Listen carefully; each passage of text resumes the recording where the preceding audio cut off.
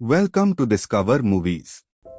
दोस्तों, अगर आपको सब कुछ स्लो दिखने लग जाए तो आप क्या करेंगे? दरअसल ये कोई पावर नहीं बल्कि एक बीमारी है जो जोंगबू नाम के एक लड़के को हो गई है। कहानी की शुरुआत होती है एक सीसीटीवी कंट्रोल सेंटर से, जहां दो लेडीज एक न्यू यंग वर्कर के बारे में बात कर रही होती हैं, जो बंद कमरे में भी धूप का चश्मा लगाकर बैठा है। तभी अचानक एक सीसीटीवी फुटेज में दो चोर भागते हुए दिखते हैं, जिसके बाद वहां के कर्मचारी अपने बॉस को बताते हैं और वो पुलिस को खबर कर देता है। लेकिन वो चोर जल्दी ही उनकी नजरों से ओझल हो जाते हैं। जब सभी को वो चोर सीसीटीवी फुटेज में नहीं दिखते तो जैंगबू नाम का जो नया वर्कर था वो सबको फोटोज दिखाता है, जिसमें उन दोनों चोरों की छिपने की लोकेशन पता चल जाती है। उस फुटेज की मदद से जल्दी ही पुलिस उन चोरों को पकड़ लेती है। दरअसल जैंगबू को हर चीज स्लो मोशन में दिखती है। अपनी इन्हीं आंखों की वजह से उसने तेज भागते हुए चोरों को भी छिपते हुए देख लिया था। फिर हमें उसके बचपन का सीन दिखाया जाता है, जब वो 5वीं क्लास में पढ़ा करता था। वो एक स्कूल के खेल के मैदान में अपनी बचपन की दोस्त बोंग सुमी के साथ एक रेस में हिस्सा लेता है। ये वही समय था जब उसको फर्स्ट टाइम स्लो मोशन में दिखना शुरू हुआ था। जब वो अपने पेरेंट्स को ये बात बताता है तो उसके पिता उसे अपने डॉक्टर दोस्त के पास लेकर जाते हैं। वो डॉक्टर बताता है कि इसको एक बहुत ही रेयर बीमारी हुई है, जिसका नाम डेमोनेटिक विजुअल एक्टिविटी है। इस बीमारी के कारण ये हर चीज को स्लो मोशन में देख पाता है, और ये साबित करने के लिए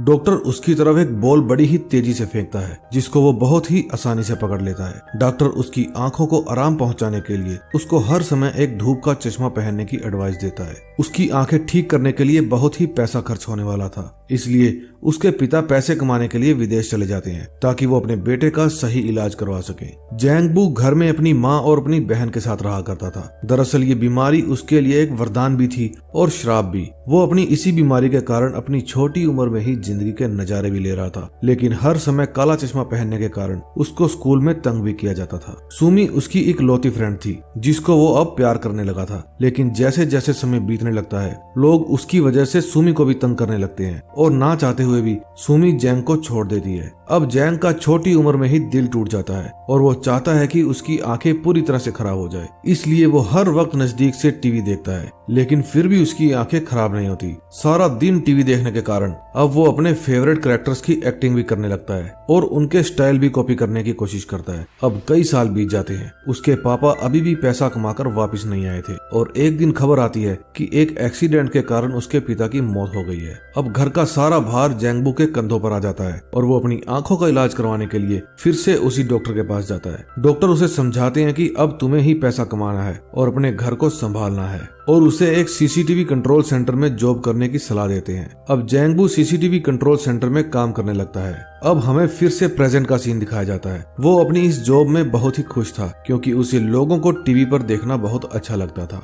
एक दिन उसके ही ऑफिस में काम करने वाला ब्योंग सू नाम का लड़का अपने बॉस से बात करता है और उन्हें बताता है कि जैंगबू किसी से भी बात नहीं करता और वो बहुत ही टैलेंटेड लड़का है। अब ब्योंग अपनी ड्यूटी के टाइम जैंग से बात करने की कोशिश करता है, लेकिन जैंग उसकी बात का कोई भी जवाब नहीं देता। वो सीसीटीवी में चल रहे लोगों के फुटस्टेप भी काउंट करता है। वो ये भी नोट करता है कि एक गली से दूसरी गली में जाने के लिए कितने कदम चलना पड़ता है। ब्योंग को उसकी ये बात बड़ी ही अजीब लगती है। फिर उससे घुलने मिलने के लिए वो पूछता है कि क्या तुम्हारी कोई गर्लफ्रेंड है। इससे जैंग को सुमी की याद आ जाती है और अगले ही दिन वो उससे मिलने के लिए उसके घर चला जाता है। अब सुमी बड़ी हो गई थी और बहुत ही सुंदर हो गई थी, लेकिन उसके सिर पर बहुत सारा कर्जा था, जिससे आए दिन उसे कर्जा देने वाले तंग किया करते थे। जैंग उसे दूर से देखता है लेकिन उससे बात करने की हिम्मत नहीं जुटा पाता। अब वो अपने कैमरे में भी सुमी पर नजर रखने लगता है। वो उसके हर रोज के रूटीन को याद कर लेता है। सुमी हर रोज एक कैफे में जाकर कोल्ड ड्रिंक पिया करती थी। अब जैंग भी यही करने लगता है। अगले दिन बारिश की वजह से सुमी एक बस स्टॉप पर फंस जाती है। अब जैंग अपने दोस्त ब्योंग को लेकर उसकी हेल्प करने के लिए पहुंच जाता है।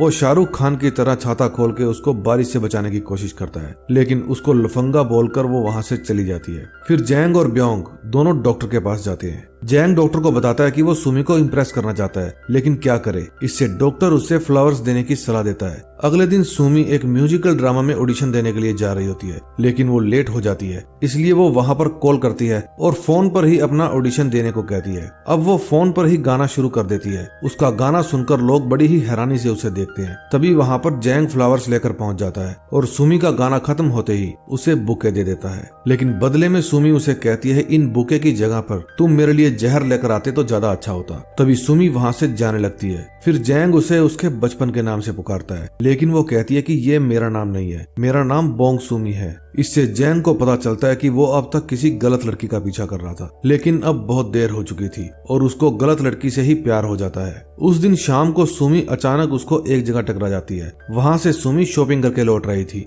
फिर सुमी जैंग से अपने भारी बैग उठवाती है। फिर जब वो उसे छोड़कर वापस जाने लगता है तो सुमी उससे पूछती है कि वो उस लड़की को क्यों ढूंढ रहा है। फिर वो कहता है कि वो बचपन से ही उसे पसंद करता है। फिर अगले दिन जैंग सुमी को फोन पर किसी से बात करते देखता है। सुमी को फोन पर पता चलता है कि वो म्यूजिकल ड्रामा में सिलेक्ट हो गई है। ये सुनकर सुमी रास्ते में ही नाचने लगती है। उस समय जैंग उसे अपनी स्क्रीन पर देख रहा था। उस रात सुमी एक छोटे से रेस्टोरेंट में खाना खा रही होती है। तभी वो देखती है कि जैंग उस रेस्टोरेंट के बाहर खड़ा है। फिर वो उसे अंदर बुला लेती है और उससे बातें करने लगती है। फिर सुमी उसे अपने लिरिक्स देती है और उसे अपना गाना सुनाती है। उसका गाना सुनकर जैंग कहता है कि बहुत बढ़िया। फिर उसके बाद जैंग भी अपना टैलेंट दिखाता है। रेस्टोरेंट में सभी उसके ऊपर स्पून्स फेंकते हैं और वो उन्हें कैच कर लेता है। अगले दिन जैंग सुमी के घर जाते हुए स्टेप्स को काउंट कर रहा होता है। उसका दोस्त उसे ऐसा करते हुए स्क्रीन पर देख लेता है और वो समझ जाता है कि वो रास्ते को याद करने की कोशिश कर रहा है। उस रात सुमी जब अपने काम से वापस लौटती है तो वो देखती है कि जैंग उसका इंतजार कर रहा है। फिर वे दोनों बातें करते करते आगे चलते हैं और सुमी को पता चलता है कि जैंग एक सीसीटीवी कंट्रोल सेंटर में काम करता है, जहां से वो किसी को भी देख सकता है। फिर सुमी उसे उसी कैफे के बारे में बताती है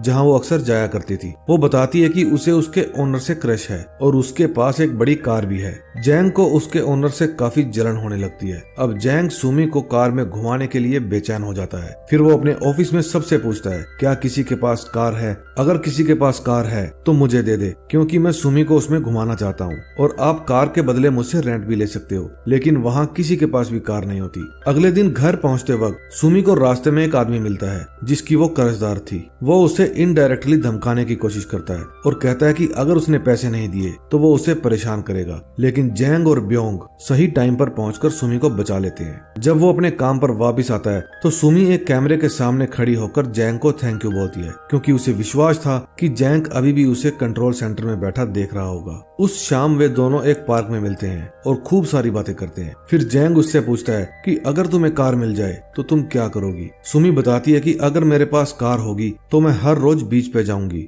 जब जैंग को कार नहीं मिलती तो वो हर रोज जिस बस में ट्रेवल किया करता था उसके ड्राइवर से दोस्ती कर लेता है। उसने अपने कंट्रोल सेंटर से देखा था कि वो ड्राइवर हर रोज अकेला ही बेसबॉल खेला करता था, इसलिए एक रात वो भी उसके साथ बेसबॉल खेलने के लिए पहुंच जाता है। जैंग उससे दोस्ती कर लेता है और बात बात में उससे हेल्प भी मांग लेता है। अगले दिन जैंग, ब्योंग और वो बस ड्राइवर सुमी को समुद्र दिखाने के लिए ले जाते हैं। इसके लिए उन्हें बुसान जाना था। अब सुमी जैंग के इन एफर्ट्स को देखकर उसे बहुत पसंद करने लगती है, लेकिन रास्ते में बॉर्डर पर उन्हें रोक लिया जाता है और आगे नहीं जाने दिया जाता, क्योंकि उनके पास बस को आगे ले जाने के लिए परमिट नहीं था। फिर सुमी उस पुलिस वाले से झगड़ने लगती है और ड्राइवर जाके सुमी को ऐसा करने से रोकता है, लेकिन अब पुलिस वाले उनसे गुस्सा होकर उन्हें वहाँ से वापस भेज देते हैं। अब अगले दिन कंट्रोल सेंटर में उनका बॉस सभी को कहता है कि शहर में लेडीज को किडनैप करने की एक गैंग आई हुई है। अब हमें बहुत अलर्ट रहने की जरूरत है। उस समय जैंग एक मॉनिटर पर सुमी को देख रहा होता है, लेकिन वो वहाँ से अचानक से गायब हो जाती है। तभी वो डर जाता है और भागकर वहाँ जाता है। वहाँ पहुंचकर उसे पता चलता है कि सुमी ने उसके साथ मजाक किया था, क्योंकि वो देखना चाहती थी कि जैंग उसे बचाने के लिए आता है या नहीं। उसके बाद सुमी उसके चश्मे को हटाती है और उसको किस करती है। फिर जैंग उसे घर छोड़ने के लिए जाता है। घर पहुंचने पर वे देखते हैं कि अपना पैसा वापस मांगने के लिए वहाँ कुछ लोग आए हुए थे। वे अपने पैसे के लिए सुमी को धमकाते हैं और उसके घर में तोड़फोड़ भी करते हैं। शोर सुन के जैंग सुमी की हेल्प करने के लिए आगे बढ़ता है, लेकिन आंखें धुंधला जाने के कारण वो नीचे गिर जाता है। फिर उन लोगों के जाने के बाद वे दोनों आपस में बैठ के बातें करते हैं और सामान इकट्ठा करते समय सुमी जैंग को बचपन की कुछ ड्राइंग्स दिखाती है। वो ड्राइंग जैंग ने ही बचपन में सुमी के लिए बनाई थी। फिर सुमी बताती है कि वो नहीं चाहती थी कि जैंग की उससे दोबारा दोस्ती हो जाए, इसीलिए उसने जैंग से असलियत छुपाई। उस समय जैंग एकदम शांत हो जाता है और सुमी उन ड्राइंग्स को देखकर मुस्कुरा रही थी। अगले दिन जैंग फिर से डॉक्टर के पास जाता है और कहता है कि मेरी आंखें कल से ज्यादा धुंधली हो गई हैं। डॉक्टर उसे बताता है कि उसकी बीमारी अब और ज्यादा बढ़ गई है, अब वो जल्दी ही अंधा हो सकता है। जैंग बू को इस बात का पहले से ही पता था, इसलिए वो जहाँ भी जाता था अपने स्टेप्स को काउंट कर लेता था, ताकि जिस दिन वो अंधा हो जाए उसे चलने में दिक्कत न आए। अब दोनों ही परेशान थे, जैंग अपनी आंखों के कारण और सुमी अपने लिए हुए कर्ज के कारण। एक दिन सुमी अपना घर बेचकर अपने सारे कर्जे चुका देती है, लेकिन अब उसके पास रहने के लिए कोई जगह नहीं थी। फिर जैंग उसे अपना बॉक्स लिए एक दुकान के अंदर जाते हुए देखता है, लेकिन तभी उसके साथ काम करने वाली एक औरत नोटिस करती है कि वहाँ एक कार बार बार चक्कर लगा रही है। फिर वो उस कार का नंबर नोट करके उसे चेक करवाती है तो उन्हें पता चलता है कि वो एक भागे हुए किडनैपर की कार थी। फिर वे सारी इंफॉर्मेशन पुलिस को दे देते हैं, लेकिन तभी कार और सुमी